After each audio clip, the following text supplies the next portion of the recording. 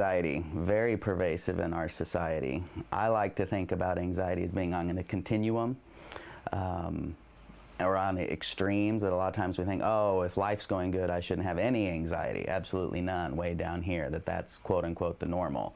And then way down at this end, because of some of the shows that are on TV, Hoarders and some of the other different intervention shows, that anxiety is all the way down here at this end. But most of us fall somewhere in the middle. And over the course of our lives, over the course of a year, over the course of the month, our anxiety can slide up and down that continuum. And one of the areas that we work a lot with is what we call generalized anxiety disorder. That's when it's a little bit more than just the average concerns, the average worries. And average is a broad term. But generalized anxiety disorder is when you find yourself worrying about more than just one thing a lot. You can't seem to shake it. You can't seem to let it go. It always comes creeping back into your mind. Some statistics show that at any one time, about 4 million Americans are dealing with generalized anxiety disorder. So that's more than just the average run-of-the-mill worry, concern, what we might label anxiety. Generalized anxiety disorder can cover a lot of different forms, different manifestations. And it's not relegated to just one specific thing. It's in several arenas of life at the same time. You could be really concerned about your kids, and it's more than just general concern. It's, I'm worried that they're going to get kidnapped on the way home from school, which is kind of an extreme example. But I'm worried about their grades, I'm worried about this, I'm worried about that they're not eating enough at school, I'm worried about how they're being perceived by their teachers, I'm worried about this, I'm worried about that. Your brain is almost, if you were to put a miles per hour on it, seems to be going 90 miles an hour on some of these issues.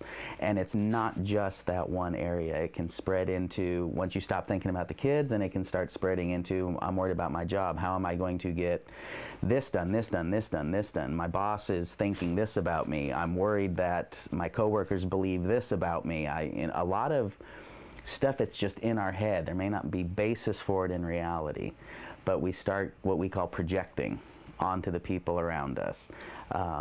And it causes our anxiety to go up throughout the course of the day. This can produce a lot of physical symptoms, which is one of the indicators that we're dealing with more than just run-of-the-mill, average American life anxiety.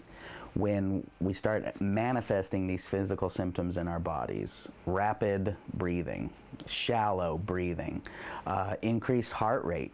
You know, the average, if you always feel like you're running a marathon, always having to try to catch your breath because your heart's going so fast, or you start feeling dizzy. You could experience, a lot of people experience decreased appetite. Some people cope more like myself. I tend to be the other end. I like to eat to soothe my anxiety. Some people will have a lot of difficulty sleeping. We see that frequently. When you lay down at night to go to bed, you can't get your brain to shut off, and it just churns and churns and churns and comes up with solution after solution after solution, or fight after fight after fight in your head with the interactions you had during the course of the day. Sometimes generalized anxiety, as it moves up the continuum, can produce symptoms that are almost heart attack-like, and can be a real concern. Many times people go to the emergency room believing they're having a heart attack, with the tightness of the chest, the pain, the shortness of breath. It physically hurts in the chest, and they get there and the doctors say, your body's fine, it's in your head, maybe you need to go see someone. That shows the power of the mind and the power of anxiety, and how real this issue is, that it can manifest itself in a way of something as serious as perhaps a heart attack.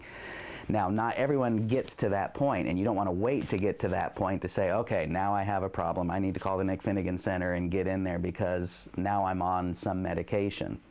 Coming in, once you realize some of these other things are happening in your life, you don't have to be a hoarder, you don't have to have OCD, you don't have to be a cutter, you don't have to have these TV-worthy symptoms to realize that your anxiety is higher in your life than it's ever been. So coming in and talking can be a help. Now, sometimes Medication is a helpful thing, and we may, in conjunction with therapy, in talking, say, you know, it might be helpful to see a psychiatrist or a doctor with this, and for a time have a medication to help treat some of those symptoms and issues while we help teach you skills and coping mechanisms to keep your own anxiety low, so that you can live a successful, manageable life. We're all going to have anxiety. That's just a part of life. This end of the spectrum we jokingly call dead. You're always going to have anxiety. So if you don't have any anxiety, that's a whole other set of issues. But worrying and finding a manageable way of doing that, of living life successfully in a way that is unencumbered, is the goal. And that's what we aim to do here, is to help people in their own ways, knowing themselves like they do, find the best way and skills to work through and live with that anxiety and reduce it.